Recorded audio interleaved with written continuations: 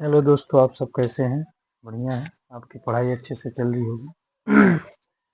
तो हमने क्या क्या पढ़ लिया? 1773 का रेगुलेटिंग एक्ट। हम क्या क्या पढ़ लिए?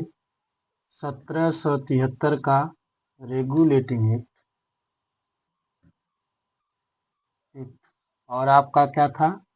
Settlement of act. Settlement of act. हमने क्या क्या पढ़ लिया?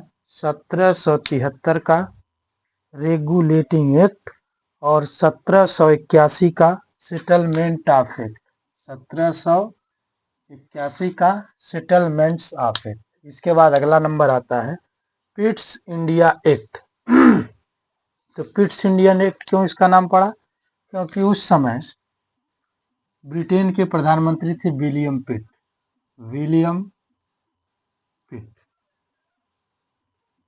तो इन्होंने इस अधिनियम को पारित किया था संसद में। ब्रिटेन के प्राइम मिनिस्टर थे, पीएम। कहाँ के? ब्रिटेन के। तो इन्होंने पारित किया, इसीलिए इस एक्ट का नाम क्या पड़ा? Pitt's India act 1784। तो ज्यादा कुछ नहीं, इसमें बस 5 प्रावधान है जिसको हमें याद रखना है। मुख्य मुख्य पहला प्रावधान है निदेशक मंडल यानी कोर्ट ऑफ डायरेक्टर्स को कंपनी के व्यापारिक मामलों के अधीक्षण की तो अनुमति दे दी गई, लेकिन राजनीतिक मामलों के प्रबंधन के लिए नियंत्रण बोर्ड यानी बोर्ड ऑफ कंट्रोल नाम से एक नया निकाय का गठन किया गया। इस प्रकार भारत में द्वैध शासन व्यवस्था की शुरुआत हुई। तो पहले इन दोनों को समझ लेते हैं कि क्या होता है राजनीतिक मामला और क्या होता है व्यापारिक मामला। व्यापारिक मामला का सीधा सा मतलब है कि व्यापार कहाँ हो रहा है, किस देश के साथ हो रहा है, उस पर नियंत्रण रखना। किस राज्य के साथ हो रहा है, किस कंपनी के साथ हो रहा है, उस पर नियंत्रण रखना। लेकिन सिर्फ नियंत्रण रखना, देख रेख करना, लेकिन व्यापार किस तरह से होगा इस पे कानून नहीं बना पाना। ठीक ना? उस कानून को बनाने, उस जो कानून बनाएगा उसको कहेंगे राजनीतिक मामला। ठीक? यानी कानून किस तरह से बनाएगा, व्यापार किस तरह से होगा, उसके लिए एक अलग बोर्ड क्या बनाया गया? Board of control.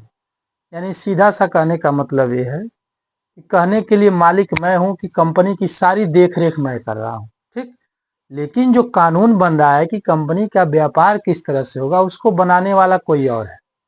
तो कहने के लिए मैं मालिक कोई और हूं, लेकिन कहने वाली असली मालिक कोई और है। इस तरह से भारत में दोहरे शासन की शुरुआत हुई। द्वैध शासन का मतलब होता है दोहरा शासन, यानी एक ही काम पर दो लोगों का शासन। इस तरह से भारत में क्या हुआ? द्वैध शासन व्यवस्था की शुरुआत हुई। ठीक?